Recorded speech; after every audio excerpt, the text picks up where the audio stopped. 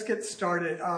Folks, and we're going to try to make sure that you can get out of here at 2, and presumably we have to get over to Central Hall on time.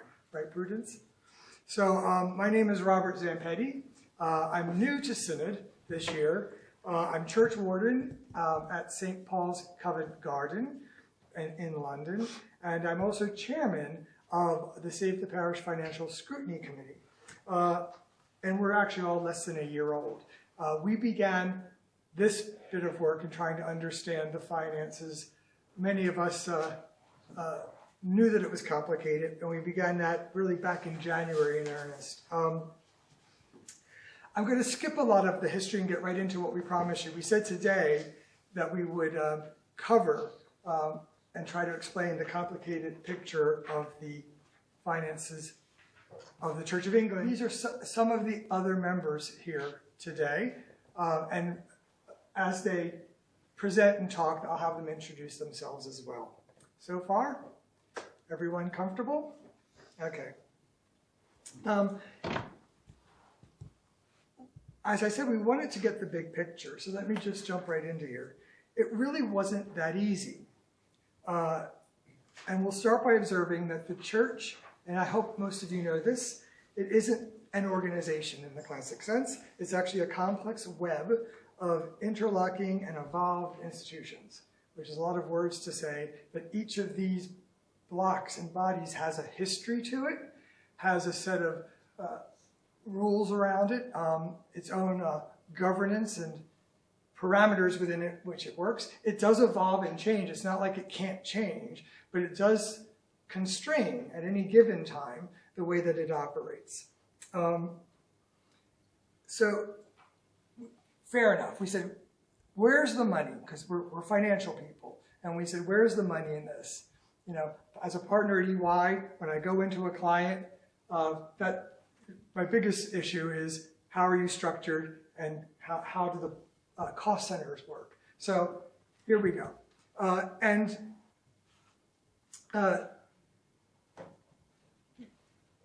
What we realized is we had to gather data. Now, the blue stuff at the top was fairly straightforward and easy.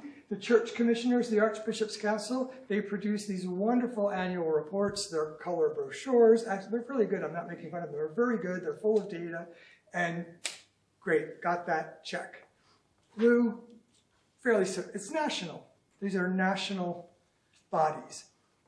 Okay, then you get to the yellow. Well, now you've got 42 of them. They also produce, dioceses and boards of finances produce their annual reports.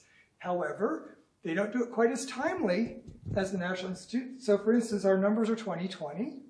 You say, why? We're already in 2022. Well, the 2021 numbers from the 42 dioceses aren't fully published yet. They're not due until October. So even though we could get current numbers up here, we said, let's keep everything the same. Fair enough. Then we said, let's look at the parish spend. That gets very tricky. There's 4,000 some parishes. There are reports of every different size. They don't have teams of people to produce color brochures of their financials. But what we do have is that the central church has a database. And that database statistically assesses. Some of it's just extrapolating. So they know a lot, and then they fill in the blanks. Now, when you start to get the numbers, you're all going to take a deep breath and go, oh, look at the numbers, there's so many numbers. It's complicated. It's a lot to go through, and we don't intend to go into the intricacies today of every single element. And if you are a guru on this, you'll notice that we simplify and move over a lot of details, but we don't think the details today would make material difference to your understanding of how all the financial situation works. So that's basically my introduction to all of this. And 3 big pieces, though, you'll see here. And what we want to do is walk through those big pieces. And we're going to start, not at the top. We do happen to be Save the Parish. So we thought we'd start at the most important part of this chart, which is the green, the parishes. So with that, I'm going to turn it over to my colleague, Rob, to introduce himself.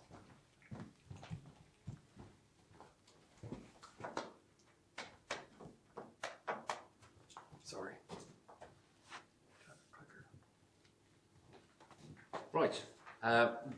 As Robert says, my name's Robert McNeill Wilson, and I'm from the Diocese of Gloucester, church warden and civil engineer, and I've got a bit of a track record of going into organisations, working out what's wrong with them and coming up with a plan and implementing it to transform performance. And in my early career, I started out with something of a lack of imagination, because I always wanted to be on the front line. So in my brief army career, I had to be in the infantry, in the Fusiliers, and by the time I was 24, I was at the coal face. I was a face deputy in charge of a face half a mile underground. Yes, so I will take us to the front line of our church, the parish system. The backbone of the church, of England's established church, undertakes the cure of souls for every parishioner and provides the face and space of the Church of England in every parish. And also importantly, wherever we go in our country, we can find that same system wherever we go.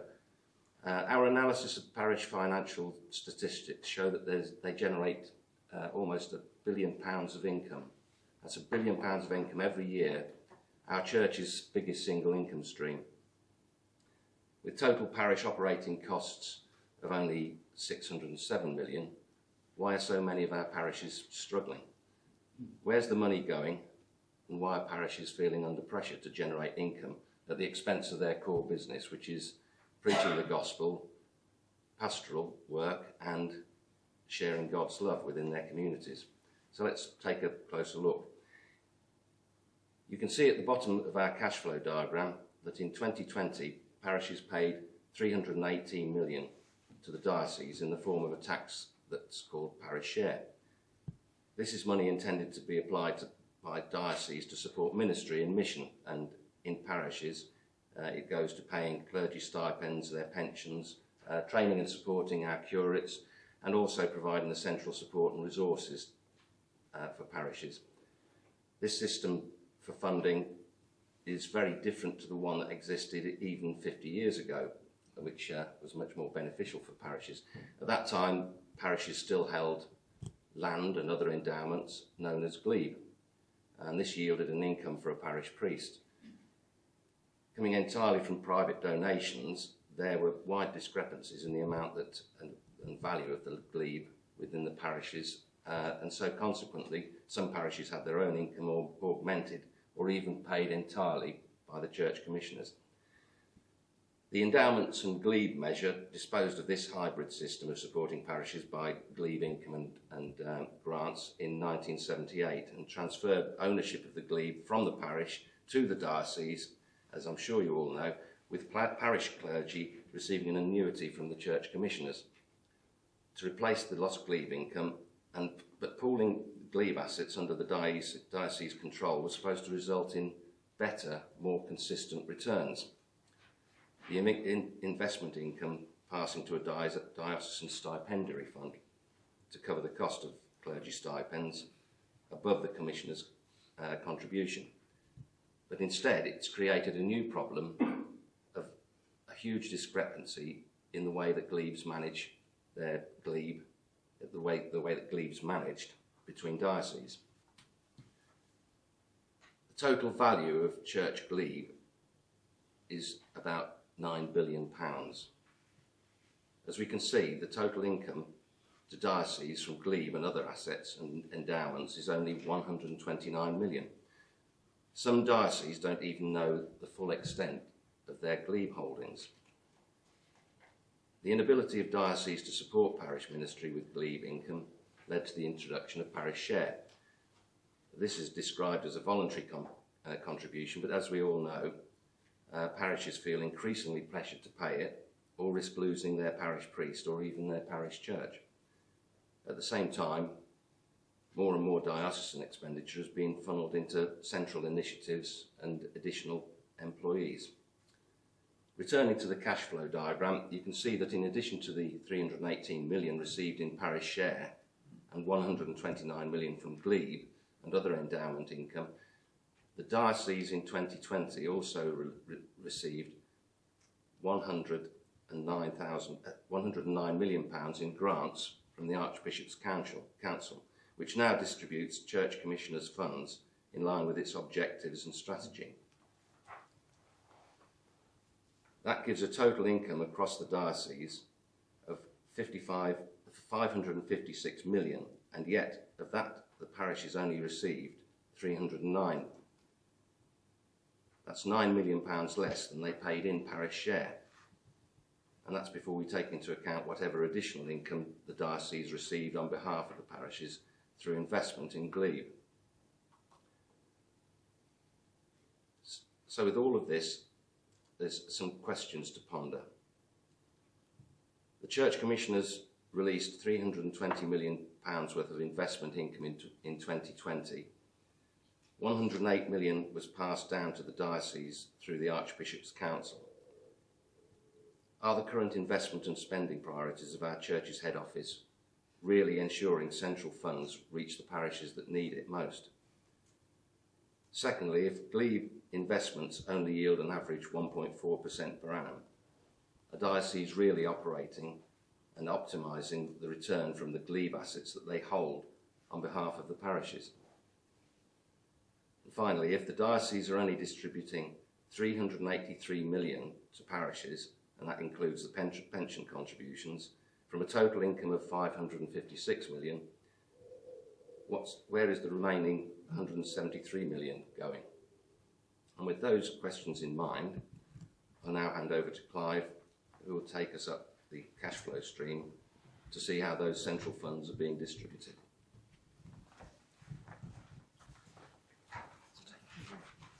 Thank you very much, Rob. No, I'm happy. My name's Clive with an S. I'm with the Diocese in Europe, and before I went into academic research, I was an auditor with KPMG and the Audit Commission, so I was an old rival of Robert's for 25 years. And I've also run projects, and I've also been a treasurer. At the moment, I'm part of the church in the Occitanie, which is a vast region of France, but we do make a third of French wine, so come and see us on a regular basis. When we started this morning, we were talking just now about the low part of the diagram. I now want to talk to you about the Church of England funding that comes from the Church Commissioners, because the Church Commissioners themselves are the second biggest contributors to the Church of England after individual parishes. So there's a diagram. Up the top is the Church Commissioners and their investment money, so I want to focus on that. When you look at the logo of the Church Commissioners, they have very deep roots, and their logo pays tribute to their predecessors, which is Queen Anne's Bounty, which of course has actually been in the church press recently, and after that the Ecclesiastical Commission that comes from the 19th century. And they have two objectives. They support the church's ministry through funding for mission and growth, and they also have to manage their investments responsibly. And the highest priority they have is to meet pension obligations. And the first of these problems they have is, of course, as I said, their pensions. And pensions have a lot to do with what we see in the Church of England's finances today. In the 1980s and 1990s, the commissioners were faced with falling income from their investments, and they also were faced with a rising obligation towards their pensioners. And because of that, the old pension scheme was seen as rapidly becoming unaffordable. So in 1995, the General Synod agreed to create a new pension scheme. They split the existing scheme between existing commitments and future ones. The Church Commissioners accepted the existing pension commitments, and dioceses, which fundamentally means parishes, agreed to take on the new pension commitments. So you have the old scheme and the new scheme, and the new scheme is significantly less beneficial than the old one was, as you may remember being told about in February's synod. So now I've put the diocese into the pension map. And then we come to the howevers, because in 2006 there was still considerable instability in the investment markets, and the new pension scheme was £125 million in deficit. And because of that, a plan was created to raise the rates of contribution for the next 14 years from diocese to cover this. And we also asked clergy to work an extra 3 years of service to qualify for a full pension.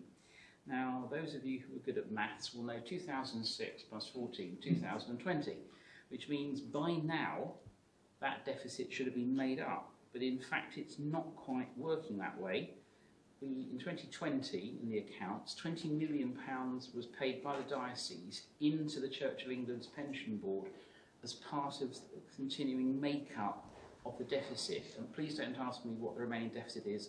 We couldn't get that from any set of figures we could find offhand. But the deficit is still present. In fairness, the amount being paid in has fallen in 2021, but the deficit is not yet clear. Meanwhile, the money which the Church Commissioners give to the Archbishop's Council, which is basically the treasurers on behalf of the Commissioners, they supply the money, but they don't disperse it to the rest of the Church of England. They pass the money on. They've directed some of it, as you've heard this morning, into two major funds. And the first of these is the Lowest Income Communities Fund, which is referred to as LINK. And the other fund is the Strategic Development Fund, or the SDF, which are both being talked about today. And if you're not entirely clear about them, I'll explain them very briefly to you. LINK is distributed to dioceses where the average income of people living in the diocese is below the national average. And it also takes into account the level of dependence that people living in that diocese have on state benefits in order to subsist. And it replaces a previous scheme with a slightly different way of calculating the amounts paid out. 27 out of 42 dioceses of the Church of England receive LINK payments. My own Diocese of Europe receives a lump sum of £180,000 per year from LINK, and we are second to bottom in the table, so we are not a major beneficiary, but we receive it because of the deprivation in parts of Europe. In 2022, LINK distributed £33.4 million around those dioceses. And as you heard from Sir Robert Choate this morning, different dioceses use this money in different ways. And that ranges from using it to reduce parish share in the poorest parishes within the diocese to simply treating it as part of another annual source of overall income. And you heard this morning there are other levels where the money is top sliced, it goes into different ways of being distributed. So that's what happens to LINK money.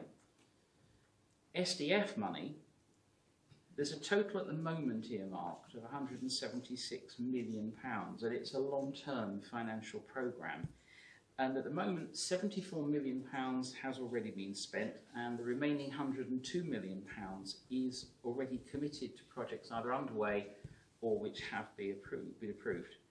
Now, under the terms of the SDF scheme, small parishes were not to date eligible to apply for SDF funding, which tended to rule out rural parishes and small parishes. Now, there's another £400 million has been promised for SDF, as you heard the Archbishop say this morning, in the next triennium. And that does contain, we hope, a provision which may enable SDF money to be available to small and rural parishes. We'll see how that works out when the money allocation actually begins. If you want to see how widely SDF money is used, here is a map of England where SDF projects are currently located, and you will notice here we are in York, and there are projects within the York Diocese as well which benefit from SDF, because as Archbishop Stevens said, there are major areas of social deprivation within the Diocese of York. Now, this morning you heard the report that's been presented by Sir Robert Choate and his team, and you can read the title, it's too much of a mouthful. The team who did it were extremely high-powered. Sir Robert himself is the chair of the UK Statistics Authority, and he's the former chair of the Office of Budget Responsibility, so he's used to handling big and difficult numbers. Bishop Sarah Clark is a suffragan Bishop of Jarrow and has an MBA. Stephen Smith is a Professor of Economics at University College London, and Priscilla Sodayinde has had a very long career in finance and banking. She's also a Church Commissioner and is a member of the Church Commission's Audit and Risk Committee. And I should explain, I'm a member of the Archbishop's Council Audit and Risk Committee. Now, as you may have gathered and you've looked at the papers, because originally this was due to be talked about this afternoon, their report is quite critical of at some aspects of the financial management of the SDF, and more about that another time. The report of particular interest with it is that Choate was very good this morning. He didn't tell us lots of bad things. He was very middle positive on some of it. But the particular concern in the report itself is that bids for SDF money were unfortunately over-ambitious about how many new disciples they would attract to churches. And over the 5 years from 2014 to 2018, against a stated intention from the project bidding for money, was they would bring in 70,000 new disciples. Only 12,500 were actually created, and some of those were actually not new disciples, they were people transferred from other churches. Now, I decided it wouldn't be fair to look at figures from 2019 to 2021 because of COVID and the difficulties that parishes have had. But if you were to go back and look at figures for 2014 to 2018, and let us not ever say that every single new disciple is welcome, those projects should have delivered 42,000 new disciples based on a percentage of money that was spent. And that's a very nasty figure, just to say X percent equals X many people. But that's one way of measuring it. Instead of that, less than a third of what was forecast was actually achieved. And that is why this afternoon, now in a different order, there is a motion before Synod, which I'm proposing this afternoon, to ask Synod to ask for the review to be repeated in 2 years' time to look at what progress has been made based on following the 36 individual recommendations that have been made by Sir Robert's team to improve the way that Lincoln SDF are managed, and to see what results we get in the next 2 years. And I'm hoping to have this passed so that we get a report in July 2024, and then we'll see if we've made progress. A few months ago, and again we discussed it this morning, the Archbishop's Council announced that the next triennium, which starts next year, the commissioners will be giving us £1.2 billion over the next 3-year period, which it pretty much equates in terms of annual figures to actually what the commissioners reported they gave the Church of England in 2021. However, for the commissioners, this because they're hoping to maintain this, but the difficulty is with this figure that there are 2 great big buts attached to it. So let's look at the first one of these. The first issue is the buying power. The headline inflation, as we all sadly know, running at 8 to 10% at present, the buying power of that money is going to fall. And the issue therefore is, how big a gap will that be? Well, the Bank of England's inflation forecast, which they published on the 17th of June, are talking about 10% at present, and they're hoping to get back down to 2% by the end of 2024. But if you were to do that, your pound today would be worth about 81 pence at the end of 2024 in equivalent buying power. Now, even so, with the power being down like that, that's only going to give you about £1.1 billion or less, not 1.2 billion, so more than 100 million less than the Archbishop's Council anticipated, and 100 million is quite a big shortfall in anyone's money.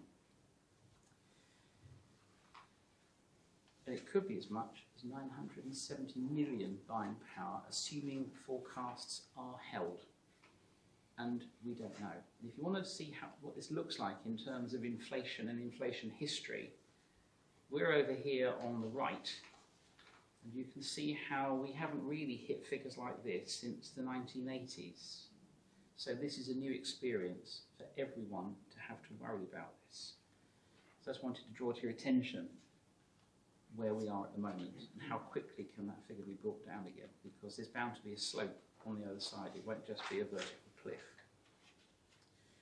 Now, the second but in this is, although the returns on investments may rise with inflation, therefore maybe the church commissioners will be able to increase how much they can give to balance off costs.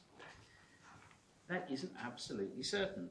and it may have to be revised because of a word that the older people here amongst us, including me, might remember, the word stagflation, which is where you have massive inflation, but the economic activity of the economy becomes stagnant, and therefore returns on investments do not rise, and therefore the money is not available. So you can't be sure of this, and there's no guarantee that they will be able. The commissioners are good, they're good managers of money, but even they can't press the tide back, and you can't be certain that investment income will keep pace with inflation. So the question is the £1.2 billion sustainable? Now, if it isn't sustainable, the diocese may have to cut their spending. And sadly, after 25 years in this business, my experience is if you tell a board of directors they have to cut spending, they tend to sack cleaners and not directors. Unfortunately, in the Church of England, the cleaners are the clergy. And the obvious place that you can reduce your spending is at the clergy end of it rather than the top end of it.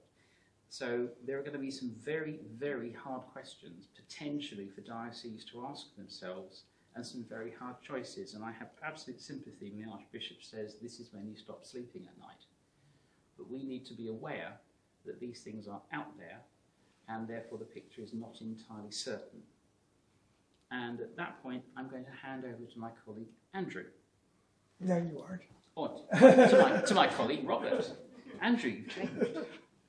So, I'm going to walk in front of you and block the camera for a minute. thank you.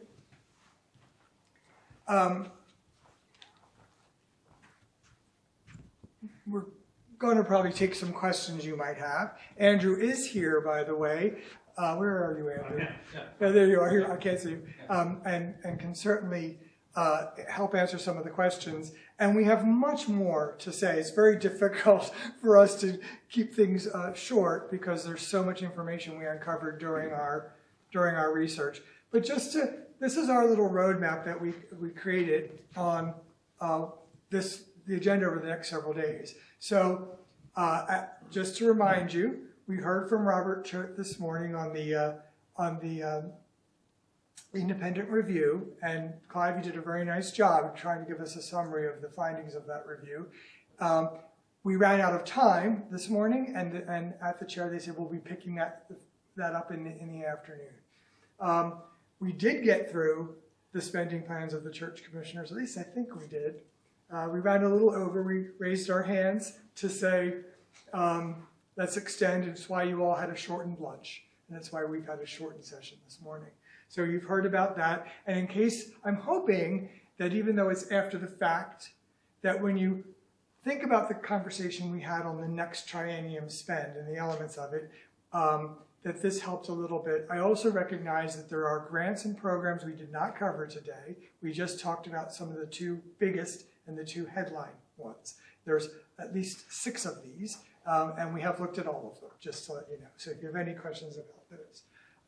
Coming up in the Synod, we will be going through the annual report.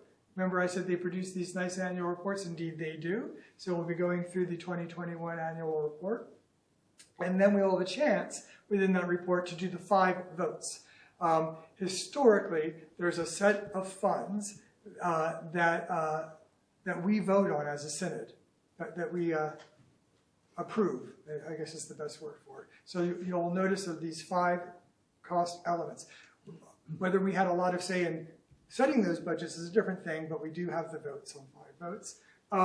And then other things to keep a lookout for, the resourcing ministerial formation. That has spending in it. And of course, the lookout there was the concern we have that we are actually spending what we need to produce the trained clergy that we're going to require. There's the England pensions. I know people can go to sleep when they hear pensions, but maybe you got the sense from Clive today, and if not, grab me and we can have it over drinks. I'll try to explain why this is so important, right? It's not only important to keep our pension obligations.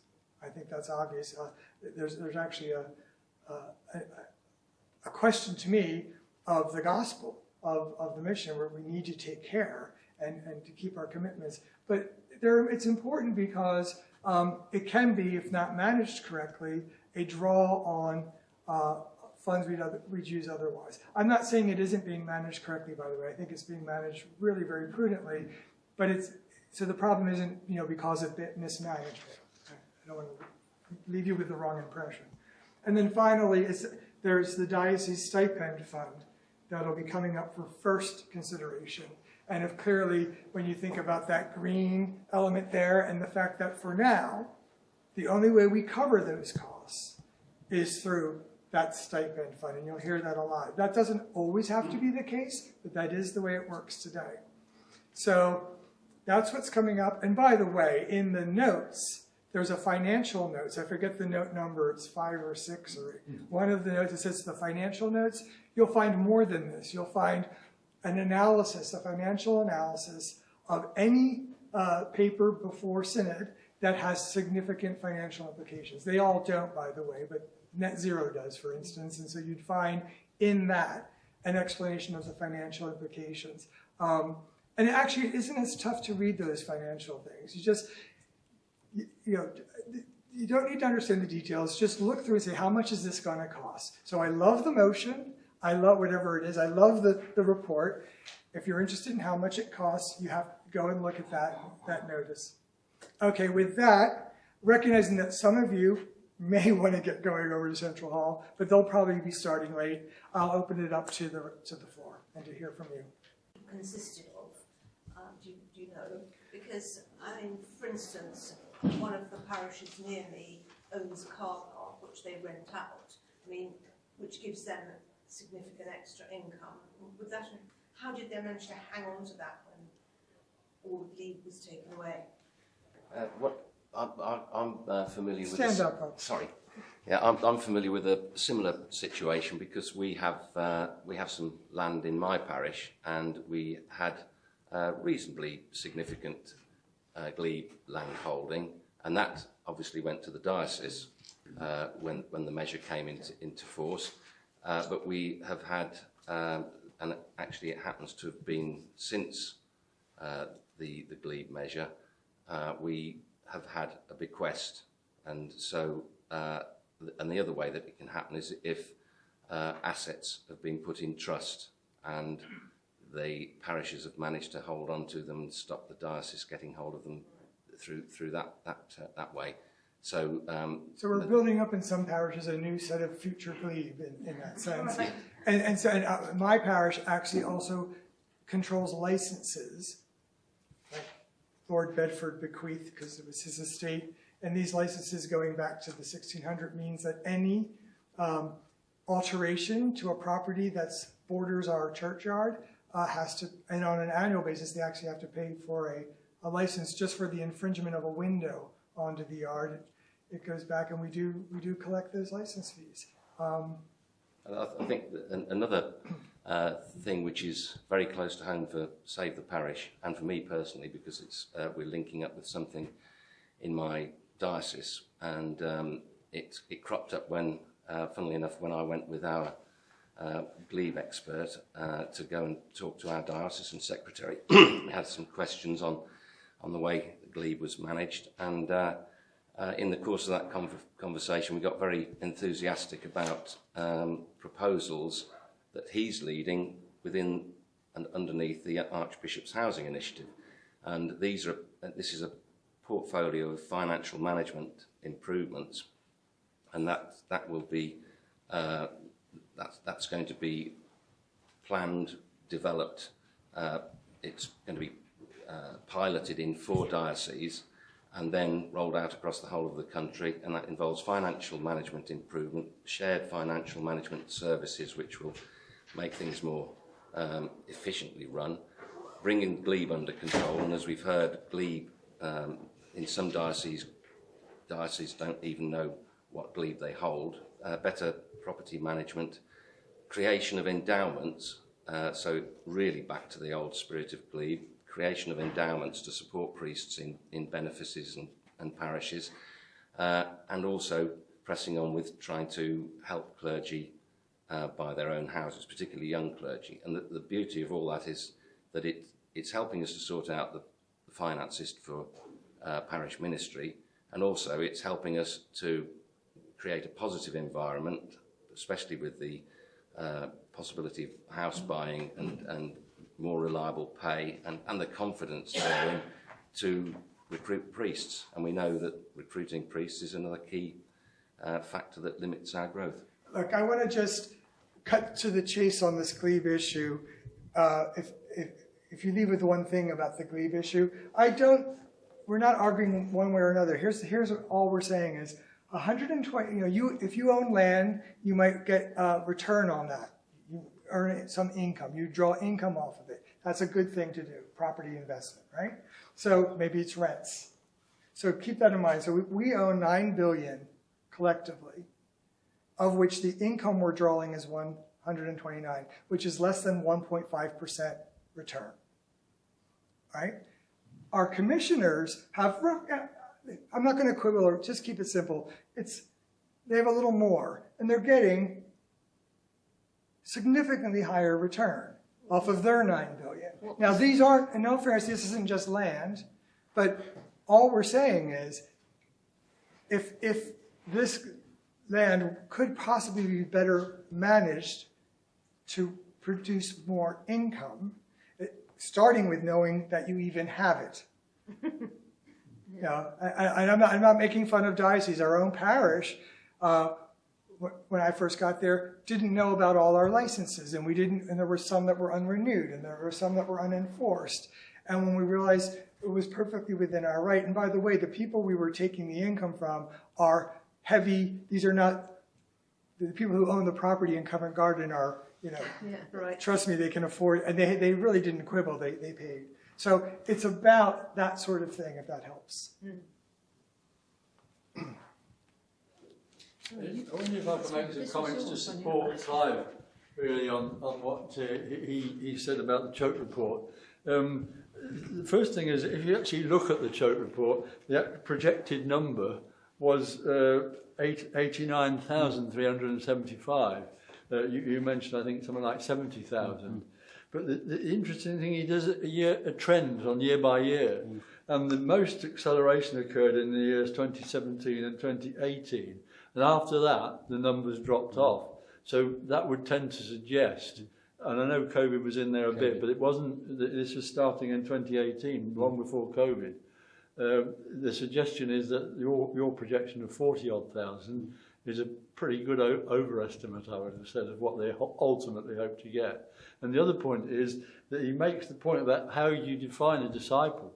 And I read from it directly, and it says, the SDU and diocese generally take the view that the individual project should own the metrics by which they are monitored.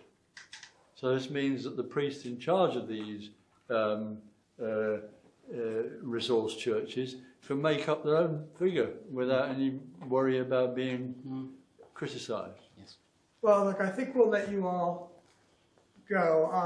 I will end by saying that I actually remember all the time that I'm here to see the gospel increase and spread, and for people to hear the good news and to have their lives changed by that. So sometimes pouring through numbers and finance and expecting and asking for good measurement and accountability can seem far from that. But I would just remind you about this good steward, and I leave you with that. You know, the principle that the good steward is someone who, when given money and entrusted with it, which God has entrusted us with a lot of wealth. But the good steward doesn't hide it in the ground, doesn't get twice back, 10 times the good steward got. So it's a little financial lesson from our own scripture that I leave you with. Thank you very much.